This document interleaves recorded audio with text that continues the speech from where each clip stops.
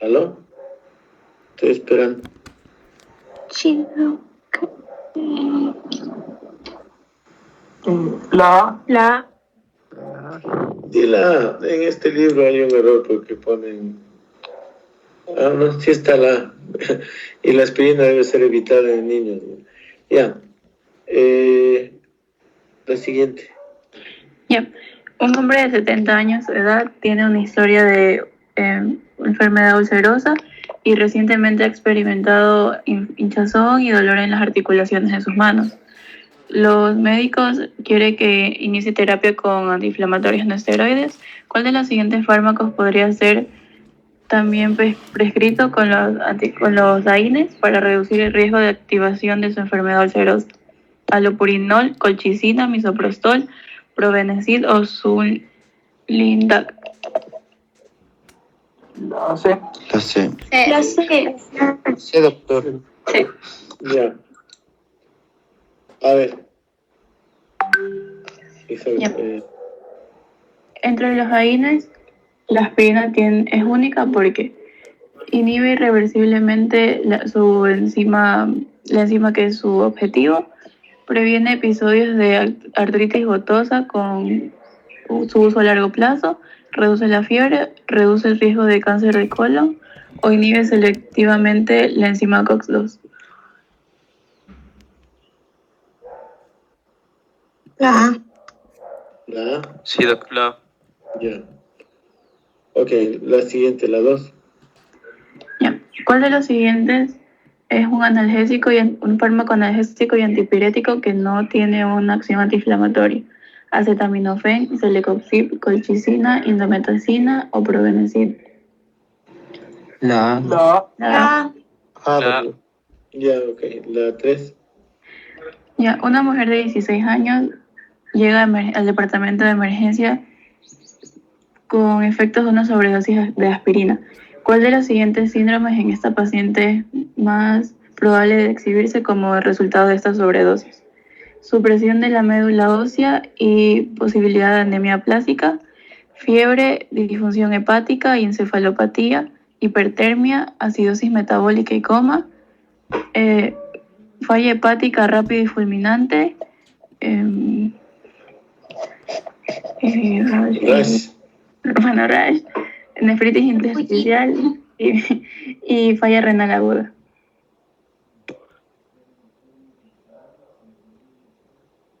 Cinco, 4, 3. La C. La C, doctor.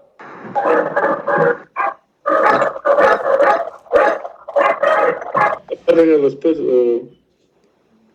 Ya. La siguiente. A ver, si no es Ya. ¿Cuál de las siguientes? Esa no. Ya. La 5, ya. La 5. La principal ventaja del ketorolaco sobre la aspirina es que el ketorolaco puede ser combinado más seguramente con un opioide como la codeína, puede ser obtenido como un agente de venta libre, no prolonga el tiempo de sangrado, es disponible en una formulación parenteral que puede ser inyectada intramuscular o intravenosa, o es menos probable de causar una falla renal aguda en pacientes con un grado preexistente de insuficiencia renal.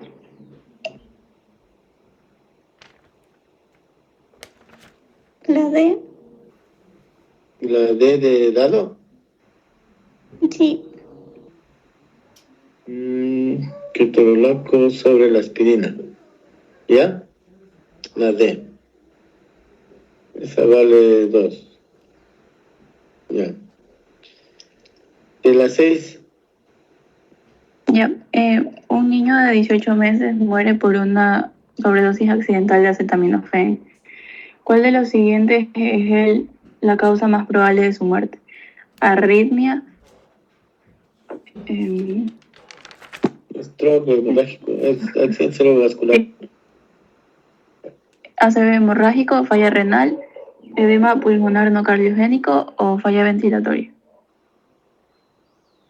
La C. La C. La C, Sí. doctor. Sí. Ok. Sí. Ya. A ver, ¿qué dijeron? ¿En la 1 o la La 1, la A. La 2, la A también. La 3, la C. La 5, también la D. Y la 6 dijeron la A. Sí, la C. La C.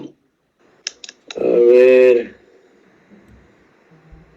Espérate, déjame la presentación. Esto. Hijo, ya vieron la respuesta. Bueno, mismos. A ver, lee, por favor. Ya, una mujer de 24 años de edad con embarazo de 42 semanas ingresa a la sala de trabajo de parto para inducción. Un aparato de vigilancia de frecuencia cardíaca fetal muestra que actualmente no hay sufrimiento fetal agudo. La exploración con guante estéril muestra que la paciente tiene dilatación mínima sin borramiento significativo. Se le administra carboprost. ¿A qué icosanoide corresponde este medicamento? Prostaglandina G, tromboxano A2, prostaglandina F2 alfa, prostaglandina E1 o prostaglandina H.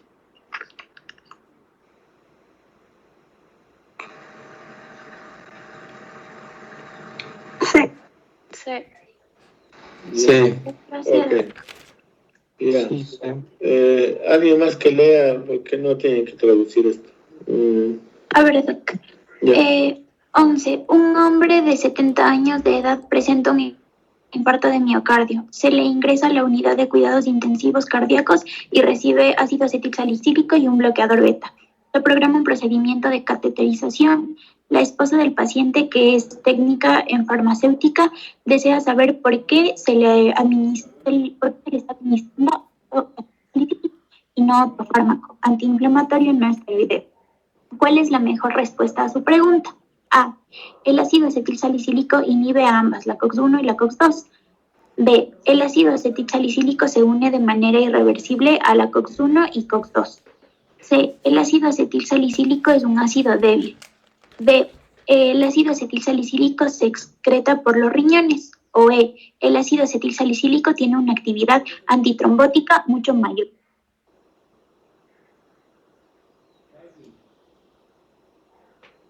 ¿Cuál? La La E. E, doc. La E. La E. La E. D. La D dicen. No, la E de enano. Ya. Ok. No me griten. Ya. Sigue. Ya. 12. Después de un trasplante renal, un paciente de 21 años de edad. No, esa no es, pero no. La 13. Ya. Usted ha estado tratando a una mujer de 42 años de edad con artritis reumatoide leve durante 4 años con ibuprofeno. Ella regresa a su consultorio y se queja de que... No hemos visto esto del etanercept. Yo creo que hay las 2 primeras, ¿no? Sí. Sí, Doc, las 2 primeras. La C, ya. Y la E, sí. Sí, Doc. Ya. Pues, bueno, ese es un refrán muy al caso, pero bueno. Ok. Con eso hemos acabado lo de AINES. Ustedes deberán preparar lo de fiebre y antitérmico, si es el caso. La idea sería ver la diferencia entre fiebre e hipertermia. Y lo que les había dicho también es que preparen, no sé si ya tienen eso. ¿Cuál es la diferencia? ¿Ya tienen eso? El grupo, Doc, lo que pasa es que para hoy se supone que era la exposición del grupo de AINES. ¿Y qué van a presentar de AINES? ¿Algo diferente a lo que se haya dicho o adicional? Chicos, tal vez tienen información un poquito distinta o adicional en su exposición, aunque sea una parte. Chicos, el grupo de AINES, porfis. Creo que sería un poquito más como un refuerzo a lo que usted ya mencionó. Pero si es redundante, no. Algo así que ayude a, no sé, algo adicional. A ver, puede mencionarlo así sin la exposición, porque podemos caer en ser redundantes en lo mismo. Algo que les haya llamado la atención de lo que investigaron, de lo que vieron. Cuenten. ¿Aló?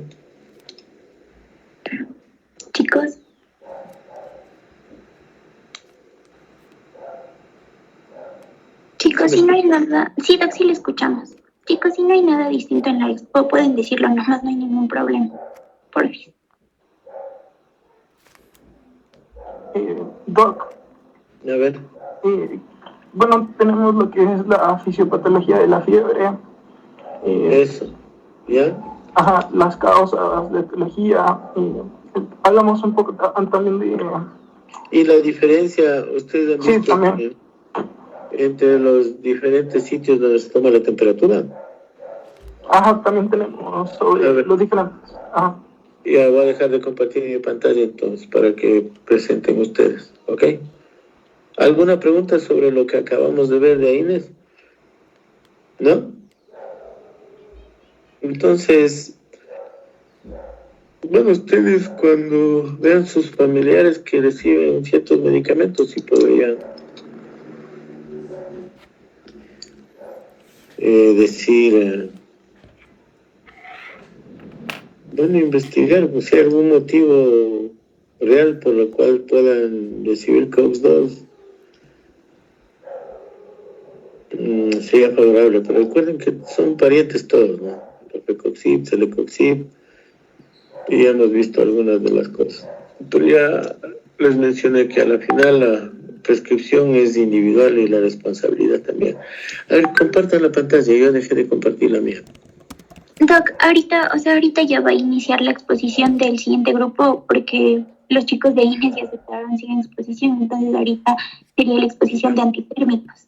Sí, eso mismo. Ya, listo, Doc.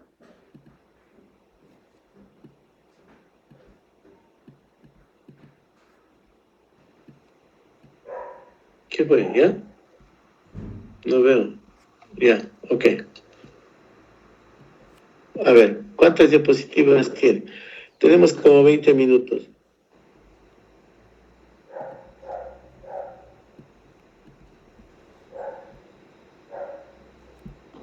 ¿Sí se ve?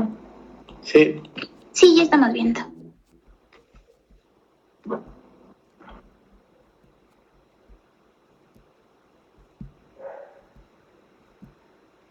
Sí se ve. Sigan nomás. Ya. Buenas tardes, perdón, doctor, compañeros. Bueno, para empezar la exposición, yo les voy a empezar hablando sobre la termorregulación. Primero debemos saber que la temperatura normal va a reflejar un equilibrio entre lo que es la termogénesis y la pérdida del calor hacia el ambiente. La termogénesis se va a producir por un aumento del metabolismo basal cuando aumenta la actividad muscular, también por la tiroxina, por secreción de adrenalina y noradrenalina y por actividad química de las células. Y la pérdida de calor, tenemos 4 mecanismos por los cuales se da la pérdida de calor. Primero está la radiación. Esta se refiere al movimiento de energía en forma de rayos infrarrojos entre el medio externo y el cuerpo. Esta representa una pérdida de calor del 60%.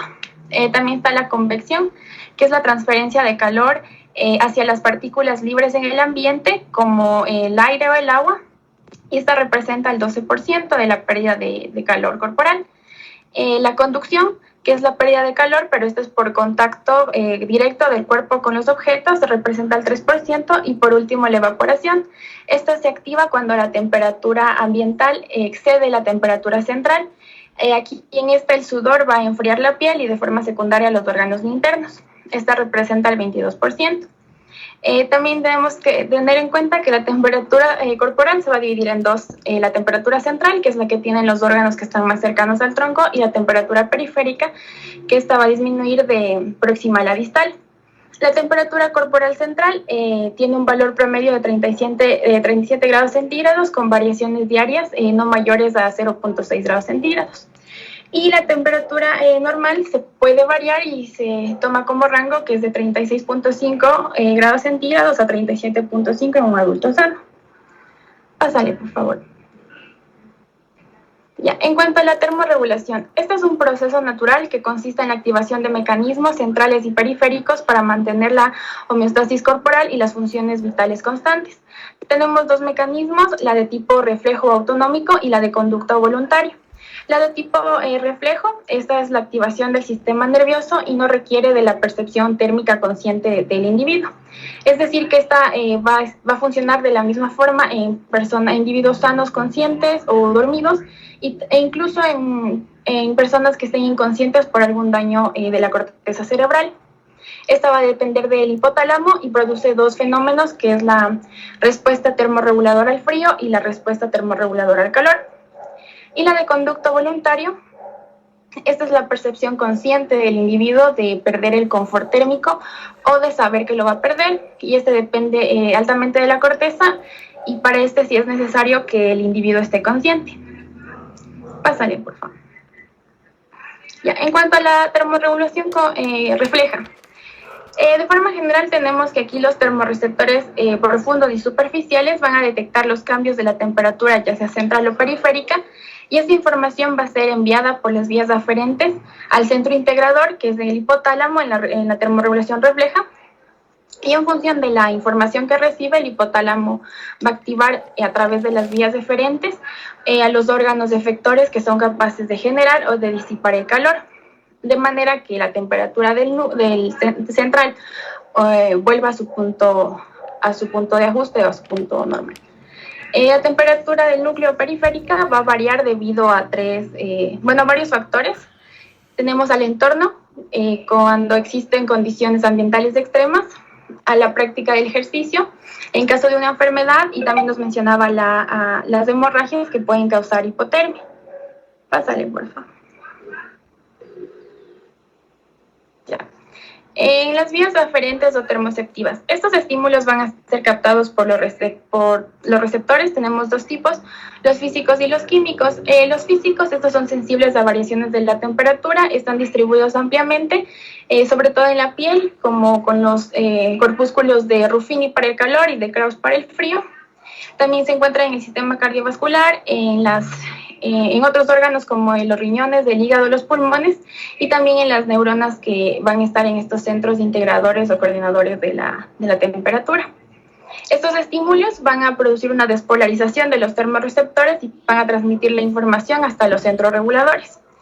Y los químicos, estos se encuentran en los nervios periféricos y son sensibles a moléculas tanto exógenas como endógenas. Estas llegan a los centros reguladores a través de tres mecanismos. La difusión, pueden difundir a través de la barrera hematoencefálica. También pueden estimular a los receptores de los nervios periféricos o estimulan a otras células del organismo para que produzcan moléculas que lleguen hasta los centros termorreguladores. Ya, en el caso de la termorregulación refleja, aquí va a participar la vía espinal parabraquial autonómica, que podemos ver en el cuadro celeste del gráfico. Aquí en esta vía los termorreceptores constituyen las neuronas aferentes primarias van a ubicarse en los ganglios de la raíz dorsal de los ganglios periféricos. Estas neuronas primarias van a hacer sinapsis con las neuronas aferentes de la lámina 1 del asta dorsal de la médula espinal. A este nivel se van a dividir en varias poblaciones. Tenemos las neuronas activadas por estímulos mecánicos y los térmicos, y las neuronas termorreceptivas, que se clasifican en frías y calientes. Estas neuronas frías van a proyectar hacia el tallo cerebral. En el caso de las frías van hacia el núcleo parabraquial lateral del mesencéfalo, al núcleo externo lateral y al central. Y las calientes van a ir hacia el núcleo dorsal. Estas neuronas frías y calientes van a secretar glutamato y su activación va a estimular a las neuronas del mesencéfalo. Pásale, por favor. Y ahí podemos ver lo que les explicaba. Dale una más, por favor. Bien. Una vez que llegan al mesencéfalo, estas van a ir hacia los centros reguladores. En este caso es el hipotálamo en la termorregulación refleja. Aquí en el hipotálamo encontramos dos centros: el centro termorregulador anterior, que está ubicado en la región preóptica del hipotálamo anterior. Si le puedes señalar en la imagen, por favor. Ahí está en naranja. Ya. Y este va a ser sensible al calor y por lo tanto va a provocar que disminuya la producción del calor. Y el centro termorregulador posterior, que se encuentra en la región del hipotálamo posterior, este va a ser sensible al frío, por lo que su estimulación provoca que aumente la producción de calor. Ya también se ha mencionado otros centros de integración y control, como el sistema límbico, la sustancia reticular del tronco encefálico, los ganglios del sistema nervioso autónomo. Ya. Estos centros van a actuar como una unidad y se van a encargar de incorporar toda la información que llega de la vía periférica y de la central para compararla con el nivel del termostato. El termostato es el intervalo estrecho de temperatura en la que las reacciones metabólicas del organismo se llevan a cabo de una forma óptima. Estas neuronas, todos estos estímulos se van a integrar en las neuronas del área preóptica medial y esta información van a viajar, desde aquí se van a enviar los estímulos hacia los órganos efectores. Como podemos ver en la imagen, las neuronas de la área preóptica medial, estas van a estar secretando GABA de forma fisiológica, por lo que están bloqueando a los órganos efectores. Cuando se da un aumento o una disminución de la temperatura, desde el mesencéfalo, con las neuronas frías y calientes que les mencioné, se van a activar otras neuronas que van a secretar glutamato y también neuronas que secretan GABA, que van a bloquear a estas neuronas del área preóptica medial para que se activen los órganos efectores. Cuando la temperatura corporal va a ser menor al termostato, este va a provocar que se aumente la termogénesis y se reduzca la termolisis. Y si la temperatura corporal es mayor que el termostato, se va a reducir la termogénesis y aumentar la termolisis. Pasaré, por favor. Ya. Una vez que pasa por el termostato, se van a activar, como les mencioné, las vías efectoras. Tenemos las vías deferentes de la termoefectoras. En el caso de que exista una disminución de la temperatura, se activan mecanismos de termogénesis, es decir, de producción de calor. Puedes darle una más, por favor. Gracias. En estos mecanismos tenemos primero lo que es la vasoconstricción cutánea. También va a haber un aumento de la tasa metabólica basal, esto por secreción de tiroxina y de cortisol, también por la activación del sistema nervioso simpático y de la médula suprarrenal para que se liberen catecolaminas. ¿Cómo se da el aumento de la actividad metabólica? Como sabemos, estas dos sustancias van a actuar en la célula, aumentando el consumo de oxígeno y de glucosa y acelerando la fosforilación oxidativa. Y como en toda reacción química, parte de la energía se va a liberar en forma de calor. También como otro mecanismo se dan las contracciones rítmicas e involuntarias del músculo esquelético, lo que le denominan tiritona. Esta se da igual por dos vías. Primero es la activación del sistema nervioso simpático y de la médula suprarrenal con la liberación de catecolaminas y también con la activación del sistema nervioso periférico a través de las motoneuronas alfa y gamma del asta anterior de la médula. Estos movimientos rítmicos de la célula van a también suponer una pérdida de energía en forma de calor. Otro mecanismo es el aumento de la lipólisis del tejido graso y la inhibición de la sudoración. Pásale, por favor. Ya. Y si existe un aumento de la temperatura, se van a activar estos mecanismos de termólisis, en el que está la vasodilatación cutánea. Aquí va a aumentar el aflujo sanguíneo hacia la dermis, lo que va a permitir eliminar el calor hacia el medio externo por mecanismos como convección, conducción y radiación. Se da un aumento de la sudoración por la pérdida de calor por evaporación. También va a darse taquicardia para que aumente el flujo sanguíneo hacia la dermis y se elimine el calor. Y también hay taquipnea para que aumente la evaporación de agua, que humedece la vía respiratoria y se disipe así el calor. Bien, pásale, por favor. Ya, y en cuanto a la termorregulación de conducta, en esta los estímulos y los receptores van a ser los mismos, pero aquí la información térmica va a ser enviada hasta la corteza somatosensorial por la vía espinotalámica lateral. Aquí las neuronas aferentes de la lámina de uno del asta dorsal, que les mencioné que están a nivel de la médula, Estas van a enviar ramificaciones que van a decusarse a la línea medial corporal, ascienden por la médula espinal y llegan hacia el tálamo, hacia el núcleo ventral posterior del tálamo. Estas neuronas también son excitatorias y se van a proyectar hacia la corteza somatosensorial y hacia otras áreas de la corteza que tengan termorreceptores. Cuando la información térmica llega hasta la corteza, el individuo va a percibir de forma consciente las sensaciones de frío y calor, y esto influenciará en sus decisiones, en la toma de sus decisiones. Por ejemplo, si necesita disminuir la temperatura, de forma consciente va a buscar lugares fríos, el contacto con sólidos, el consumo de bebidas frías o reducir la actividad física. Y si necesita producir calor, la búsqueda consciente de lugares calientes, de refugio, bebidas calientes o realizar actividad física. Pásale, por favor. Gracias.